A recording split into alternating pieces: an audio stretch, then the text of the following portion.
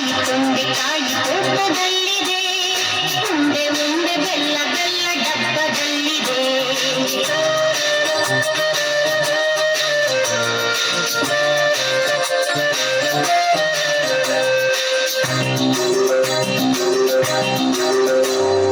ಅಟ್ಟದಲ್ಲಿ ಏನು ಶಬ್ದ ಆಗಿದೆ?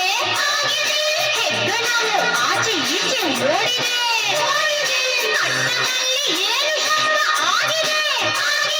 ಹೆಗ್ಗಣವು ಆಚೆ ಈಚೆ ಓಡಿದೆ. ಹಟ್ಟಿಯಲ್ಲಿ ದನವು ಏಕೆ ಕೂಗಿದೆ?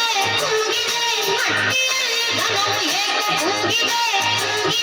ಹಗ್ಗ ಬಿಚ್ಚಿ ಕರು ಎಲ್ಲೋ ಓಡಿದೆ. ಬೆಂಡೆಕಾಯಿ ತೋಟದಲ್ಲಿದೆ. ಉಂಡೆ ಉಂಡೆ ಬೆಲ್ಲ ಬೆಲ್ಲ ಡಬ್ಬದಲ್ಲಿದೆ.